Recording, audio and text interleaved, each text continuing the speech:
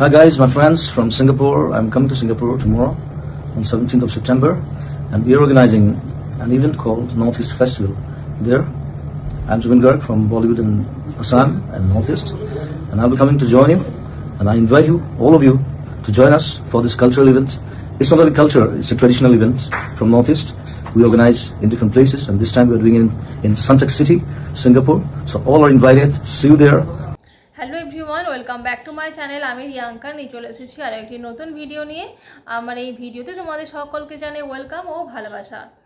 তো আমরা সকলে জানি যে বিখ্যাত জনপ্রিয় সঙ্গীত শিল্পী জুবিন গার্গ স্যার আমাদের মধ্যে আর নেই। তিনি সিঙ্গাপুরে গেছিলেন একটা ফেস্টিভ্যাল করার জন্য, আর সেই ফেস্টিভ্যালে গিয়ে তিনি আর সিঙ্গাপুর থেকে ফিরে আসেননি, কারণ তিনি ফেস্টিভ্যালের আগেই সমুদ্রে ইয়টে যাত্রা করছিলেন। তিনি স্কুবা ডাইভিং করতে গেছিলেন, আর সেখানে তিনি অসুস্থ হয়ে পড়েন, মৃগী রোগে আক্রান্ত হয়ে যান, এবং সেখান থেকে তার বন্ধুরা হসপিটালে নিয়ে যায়, এবং সেখানে 2-3 ঘন্টা হসপিটালে থাকার পরে তার মৃত্যু হয়। তো সেখানে তার মৃত্যুর পর সিঙ্গাপুরে ময়নাতদন্ত হয়, আর সেখানে জানা যায় যে সেই রিপোর্টে জানা যায় যে তিনি স্কুবা ডাইভিং করতে গিয়ে মৃগী রোগে আক্রান্ত হয়ে আর কি শ্বাসরোধ হয়ে মারা গিয়েছিলেন। কিন্তু আসামবাসী মানুষ কিন্তু সেটা বিশ্বাস করেনি। আসাম সরকার তাকে আসামে নিয়ে আসার পরে কিন্তু তাকে আবার ওনার ময়নাতদন্ত হয়েছিল, আর সেই রিপোর্টে কিন্তু চাঞ্চল্যকর তথ্য বেরিয়ে এসেছে। কারণ আসামবাসী কিছুতেই বিশ্বাস করতে পারছিল না যে ওনার মৃত্যুটা স্বাভাবিক। কারণ তিনি নিজে খুব ভালো সাঁতার কাটতেন, প্লাস তিনি ওই সিদ্ধার্থ শর্মা আর ওই শেখরজ্যোতি গোস্বামীকেও তিনি কিন্তু সাঁতার কাটা শিখিয়েছিলেন। অতএব তার পক্ষে জলে ডুবে মৃত্যুটা কোনোভাবে কিন্তু স্বাভাবিক নয়। তো সেই জন্য আসাম সরকার কিন্তু ওখানে আবার ময়নাতদন্ত করেছিল, আর তার মৃত্যুকে ঘিরে তৈরি করেছে, যত তদন্ত এগোচ্ছে তত বেশি বেশি করে নানান প্রশ্ন উঠে আসছে, নানা রকম চাঞ্চল্যকর তথ্য উঠে আসছে। তো সত্যি কি তিনি মৃগী রোগে আক্রান্ত হয়ে এরকম হয়েছে, নাকি এর পেছনে অন্য কোনো হাত ছিল? তো এর উত্তর গোটা আসামবাসী খুঁজছে। আর জুবিন গার্গের যিনি ব্যান্ডের সদস্য ছিলেন শেখরজ্যোতি গোস্বামী, তাকেও গ্রেপ্তার করা হয়েছে, আর তিনি অভিযোগ করেছেন যে জুবিন গার্গের যিনি ম্যানেজার ছিলেন সিদ্ধার্থ শর্মা ও ফেস্টিভ্যালের যিনি আয়োজক শ্যামকানু মহন্ত, এই দুজন কিন্তু পরিকল্পিতভাবে এরকমটা করেছে। আর সমুদ্রে নামবার আগে কিন্তু জুবিন গার্গকে উনি জানিয়েছেন, দাবি করেছেন যে জুবিন গার্গকে বিশেষ পানীয়ের সাথে কীটনাশক প্রয়োগ করে ওনাকে খাওয়ানো হয়েছে। আর সেই ঘটনাটি দুর্ঘটনা হিসেবে তুলে ধরা হয়েছে সকলের সামনে।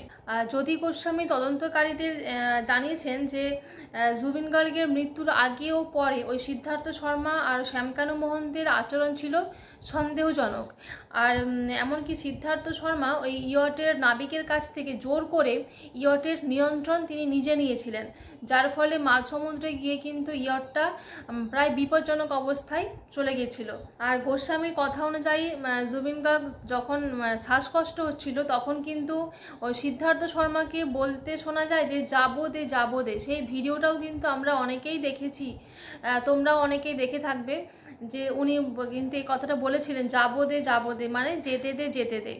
আর সিদ্ধার্থ শ্যামকানু মহন্ত দুজনে মিলেই কিন্তু চক্রান্ত করে আগে থেকে পরিকল্পনা করে কিন্তু জুবিন গার্গকে ওই বিষ প্রয়োগটা করিয়েছিলেন।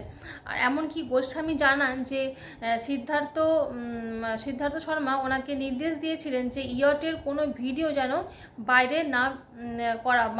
না বেরোয়। আর গোস্বামীর বক্তব্য অনুযায়ী যখন জুবিন গার্গের ওই মুখ থেকে নাক দিয়ে ফেনা বের হচ্ছিল, তখন কিন্তু অনেকের সন্দেহ হয়েছিল, যখন দুর্গন্ধ বেরোচ্ছিল, কিন্তু ওই অবস্থাতেও কিন্তু সিদ্ধার্থ শর্মা বলেছিল যে ওটা অ্যাসিডের এফেক্ট। সেই জন্য কথাটা উড়িয়ে দিয়েছিল ব্যাপারটাকে। তো সেই জন্যই ডাক্তারখানা হসপিটালে নিয়ে যেতে কি দেরি হয়, আর তার ফলেই ওনার এরকম পরিণতি হয়। তো এমনকি শুধু তাই নয়, সিদ্ধার্থ শর্মা আর শ্যামকানু মহন্ত তো এর মধ্যে ছিলই, কিন্তু তার ভাই জুবিন গার্গের ভাইও কিন্তু সন্দীপন গড়, যিনি ছিলেন একজন এসপি পুলিশ কর্মকর্তা, তাকেও কিন্তু সন্দেহের চোখে দেখা হচ্ছে এখন। অবশ্য এই সন্দীপন গার্গকে জুবিন গার্গই বলেছিল যে তুই তো কখনো সিঙ্গাপুরে যাসনি, চল ঘুরে আসি।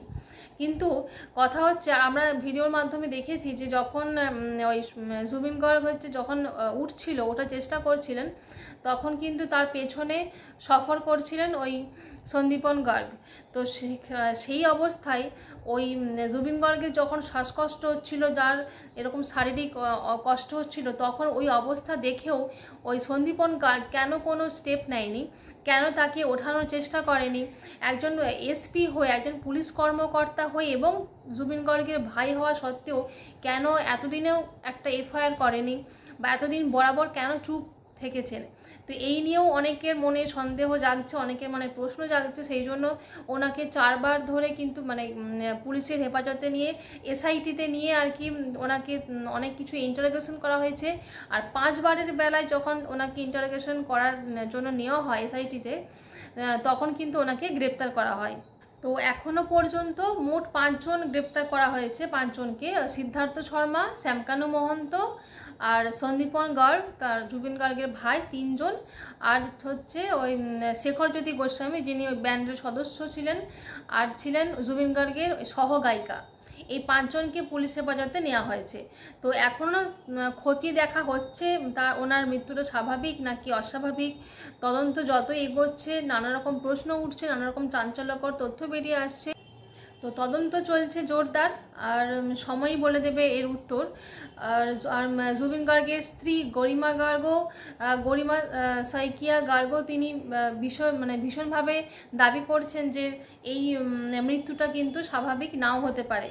তো তিনিও খুব চাইছেন যে দোষীদের যেন তারা শাস্তি পাক, দোষীদের বিচার হোক। আমরা চাইবো যে জুবিন গার্গ স্যারের মৃত্যুর জন্য যারা যারা দায়ী তারা অবশ্যই শাস্তি পাক, কঠিনতম শাস্তি পাক, যাদের জন্য এই রকম একজন মানুষকে, এই রকম একজন বিখ্যাত সঙ্গীত শিল্পীকে আমাদের হারাতে হলো।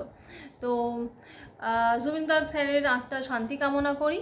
আর আজকের ভিডিওটা এইটুকুই, দেখা হচ্ছে পরবর্তী কোনো ভিডিওতে।